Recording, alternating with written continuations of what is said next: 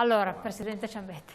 Allora, intanto stasera abbiamo già una notizia, cioè che si vota il 16 ottobre. Gli esponenti del Partito Democratico lo sanno, il resto d'Italia ancora non lo sa, questa è già una notizia. Poi mi permettetemi una battuta, Renzi vince sempre quando non si vota, tipo i giorni scorsi. Andando sul concreto e riprendendo l'articolo 5 della Costituzione, che ha due parole che magari non piacciono, Repubblica e una indivisibile, però riconosce e promuove le autonomie locali, attua nei servizi che dipendono dallo Stato il più ampio decentramento amministrativo, adegua i principi e i metodi della sua legislazione alle esigenze dell'autonomia del decentramento.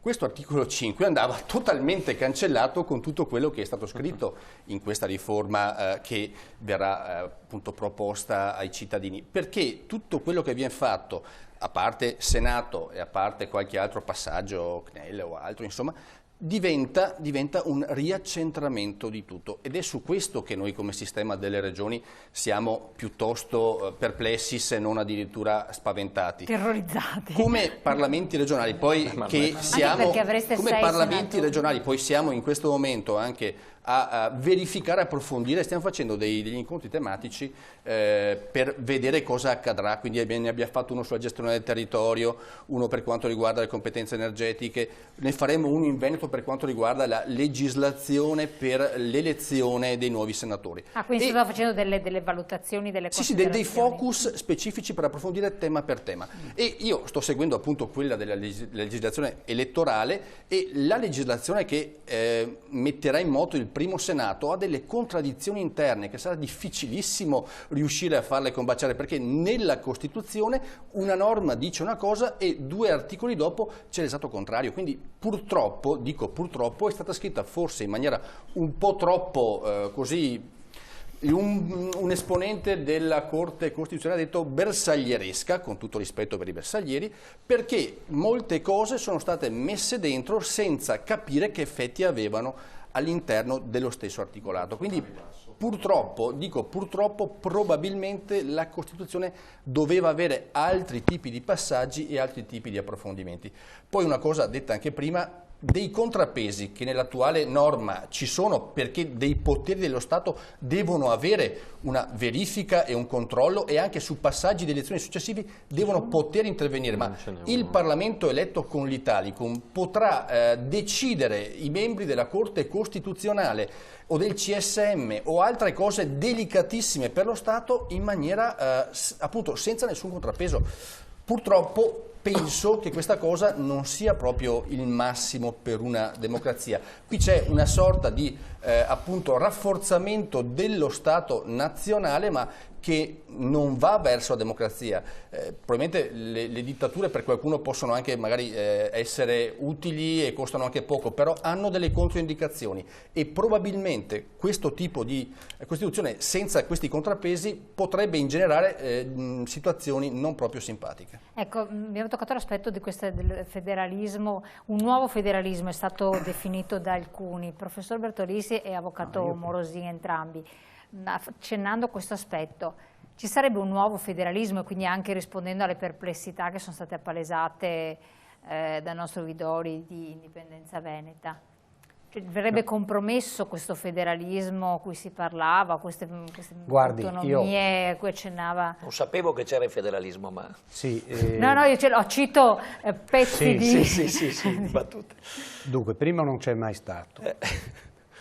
Secondo, anche quando c'è stato il massimo del decentramento sulla carta, diciamo trasferimento di competenze, e guardi che il massimo si è realizzato nel 1977 con il DPR 616. Allora vi fu una politica e dei tecnici, cito in particolare Massimo Severo Giannini, nessuno magari sa chi è o chi è stato, ma fu segretario del Ministero per la Costituente, un grande amministrativista, fu anche ministro, ma comunque sia un uomo di una cultura e di un'esperienza straordinarie. E in un saggio del 1978, l'anno dopo, si domandava: ma com'è stato possibile che i politici abbiano voluto questa grande trasformazione, che siamo riusciti a farla ad un certo istante, il giorno dopo è cominciata l'operazione di svuotamento totale attraverso norme speciali dei trasferimenti che avevamo fatto? E se dopo noi guardiamo la giurisprudenza della Corte Costituzionale, naturalmente bisogna conoscerla, non per sentito dire. La Corte Costituzionale ha sempre sposato le istanze centralistiche.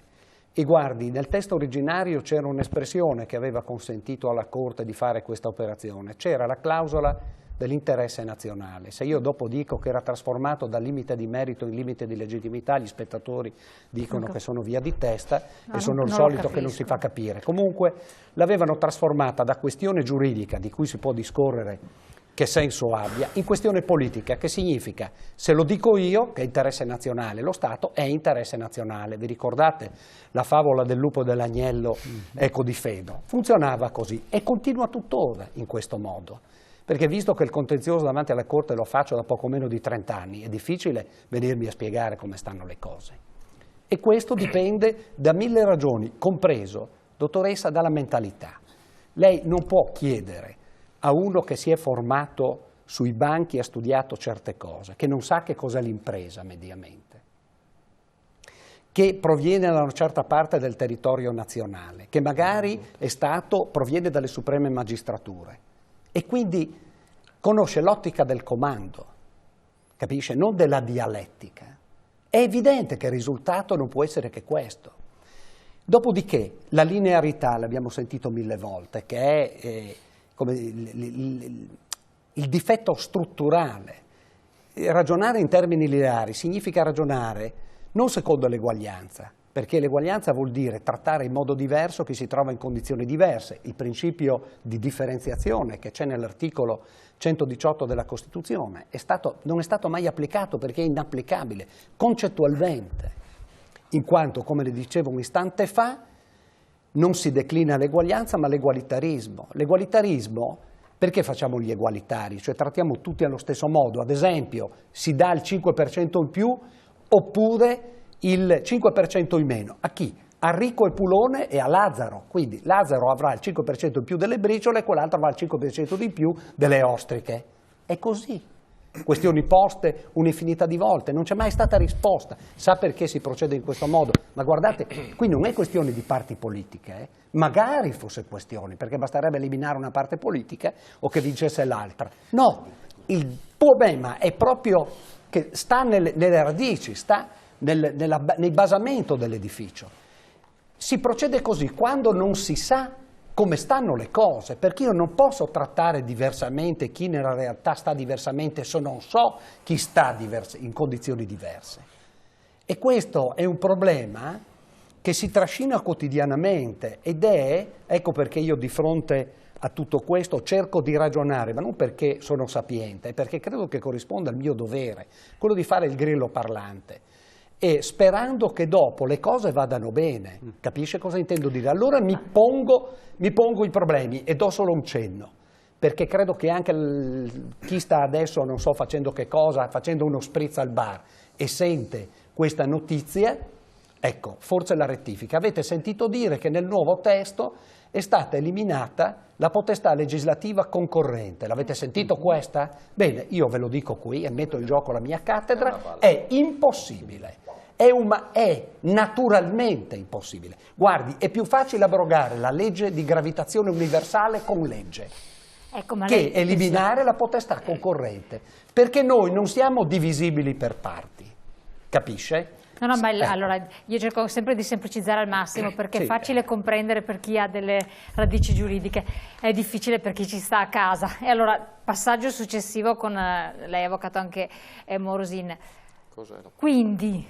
Quindi per la nostra signora Maria, che comunque noi speriamo che si alzi e vada a votare, ma capisca il perché di questo. Ma io credo che sia importante. Perché il professore è stato molto eloquente ed è comprensibile. Ma forse chi ci sta dall'altra parte non comprende. Sì. Il professore è stato di una chiarezza straordinaria, ovviamente io ho avvertito soprattutto la sua sofferenza come scienziato della materia, perché effettivamente chi ha messo mano a questo testo non aveva la consapevolezza probabilmente delle conseguenze, come diceva nel suo primo intervento, delle conseguenze che si vanno a creare. Qui si sono rotti equilibri senza pensare quali saranno i nuovi equilibri. Ecco, ma il cittadino è stato detto. Come dopo cittadino vediamo, però ci può fare una sintesi, come chiedeva lei, osservando alcune cose fondamentali. La prima, è in atto con questo nuovo testo un evidente neocentralismo, cioè si vuole centralizzare il più possibile, ma non è neanche tanto nascosto. Non si supera assolutamente la conflittualità che è stata particolarmente forte dopo la modifica del 2001 con la riforma del titolo quinto appunto operata nel 2001, e si diceva basta, c'è un eccesso di conflittualità, anzi si è giocato Camera e Senato, tra Camera e Senato, no, tra Stato e Regioni in particolare, e tra Stato e Regioni anche. e non solo. C'è l'interesse nazionale che va comunque a Oggi se noi leggiamo, ripeto, lo vedo anche come cittadino di una realtà, quella del Veneto, che mi sta particolarmente a cuore, andiamo a leggere la modifica del nuovo articolo 117 della Costituzione, è da piangere. Non solo si sono ridotte, come ha detto con una espressione riassuntiva, a 5 circa le competenze che prima erano 30 delle regioni. Questo è un collega, il professor Bertolissi, che recentemente in un commento ha detto. Ma addirittura il futuro delle regioni è seriamente compromesso in via definitiva. Ecco perché la questione della democrazia è a rischio, vista anche da altre prospettive e da altri palcoscenici. Io penso che questo sia un tentativo di modifica della Costituzione fatto per ragioni prettamente politiche, non meditate, e soprattutto fatto per ridurre la capacità, la possibilità di partecipazione democratica ai cittadini. È una follia. Lei pensi solo che, e lo ha evidenziato il Corriere della Sera qualche giorno fa, per esempio anche la modifica delle firme necessarie per un referendum popolare, da 50.000 a 150.000, inopinatamente. Qual è la ragione di questa? Della necessità di 800.000 firme addirittura per i referendum particolari, i referendum propositivi. Sì, e non solo, ma quello che come Veneto mi urta particolarmente, e io spero che il Presidente Ciambetti salti sulla sedia, è il fatto che si è introdotta una clausola prudentemente, la cosiddetta clausola di supremazia, che nella nuova formulazione del 117 della Costituzione è così espressa: su proposta del governo, quindi non di altri soggetti. Guardi, le parole hanno un loro significato. Neanche il Parlamento. Su proposta del governo, la legge dello Stato può intervenire in materie non riservate alla legislazione esclusiva, quindi dello Stato medesimo, quando lo richieda la tutela dell'unità giuridica o economica, quindi o disgiuntivo, quindi anche giuridica basta. Quindi se tu chiedi un referendum per l'autodeterminazione, sei contro l'unità giuridica, quindi una maggiore ulteriore rigidità dell'articolo 5, altro che gli strumenti di partecipazione, o economica. Se il debito pubblico cresce, tu Veneto devi continuare a pagare le tasse come io ti dico, e zitto. Perché se tu vuoi svincolarti per essere cittadino, per essere protagonista del tuo futuro e della tua sorte, io ti invoco la clausola di unità economica della Repubblica, ovvero la tutela dell'interesse nazionale. Cioè non c'era altro da aggiungere. L'interesse nazionale, diciamo, che chiude tutto. Quindi senatore, poi tre o disgiuntive, non è che devono esserci tre e copulative che uniscono le tre cose, quindi o unità giuridica. Ma comunque l'interesse nazionale racchiude tutto. Allora lei capisce che il centralismo qui sta soffocando. Nel momento in cui, come diceva qualcuno bene prima, il debito pubblico negli ultimi 3 anni è aumentato di circa un punto virgola 2 del PIL, diciamo 300 miliardi, circa quasi. 130. Quanti? 330. Ecco, oltre 300, quindi la media di 100 miliardi all'anno, che sarebbero 3 finanziari una volta, quando vanno a 3 finanziari, 30 miliardi era una cifra enorme, 3 finanziari all'anno, quindi 300 e oltre miliardi in 3 anni, e capisce dove stiamo andando. L'unità economica è già compromessa, quindi io prevedo che una qualsiasi legge del governo, proposta del governo, che tra l'altro ha la via prioritaria, quella del governo, entro 70 giorni, secondo, se passa questo testo che non so come definire, io mi vergogno come cittadino, lo dicevo prima, se passa questo testo il governo ha anche la via prioritaria, quindi che consiglio regionale che che trattativa per maggiore autonomia del Veneto, e colleghiamo anche questo argomento a quello della riforma della Costituzione, perché il paradosso, e concludo ma lo lancio per l'intervento successivo, è che i buoni veneti, uso un'espressione ovviamente eufemistica, che guidano la Regione attualmente, hanno presentato a metà, circa 20 giorni fa, una proposta di trattativa con lo Stato per avere maggiore autonomia nel momento in cui lo Stato se la sta portando via tutta. E quindi voglio dire, è anche curioso che qualcuno pensi di far votare, se passa, ma il governo lascerà passare i 60 giorni perché non gliene interessa di meno, e quindi prenderanno in giro il Consiglio regionale del Veneto, il governatore del Veneto, le buone anime pie del Veneto che aspirano alla trattativa con uno Stato che è morente e fallito, e noi saremo qui ad agognare. Cioè, o ci ribelliamo nel senso democratico, partecipiamo al voto, affossiamo brutalmente, ma come cittadini, dico, come persone che amano la democrazia, il diritto di partecipare e hanno consapevolezza della gravità della manomissione che è fatta da una parte politica, tra l'altro neanche in sintonia con la propria maggioranza, a danno di tutta la collettività. Allora, senatore Marin, poi sentiamo Sguotti, Bressa, entrambi, prego. Pubblicità e poi sentiamo entrambi, perché sennò non ci stiamo, prego. No, ma stavamo dicendo, gli aspetti politici li abbiamo visti, adesso siccome parliamo della Costituzione, che è la Costituzione di tutti, anche proprio scevri da ogni polemica, però almeno io, quando c'è stata la riforma costituzionale, ho qua la mail di quella data, non mi sono rivolto al professor Bertolissi, mi sono rivolto a un professore di un'altra università, di Udine, non ho voluto stare proprio solo su Padova, e mi ha mandato uno scritto, no, di cose che lo preoccupavano, perché nell'intervento volevo anche prepararmi tecnicamente, perché la politica o dà voce anche a chi sa nel dettaglio di cosa parla, no? Perché se no lei giustamente diceva rendiamo semplice tutto alla signora Maria, però poi cosa rendiamo semplice? Dobbiamo un po' conoscerle queste cose, no? E devo dire che non voglio, magari questo professore amico ha usato magari la parola indignazione, ma sento nelle parole di chi deve fare il tecnico la preoccupazione. Ecco, non voglio dire indignazione, ma dico preoccupazione, poi mi correggeranno naturalmente se sbaglio. Che se si parla di riforma costituzionale del nostro paese, questo è il paese di tutti. Il Presidente della Repubblica, che io non ho votato, oggi è il mio Presidente della Repubblica.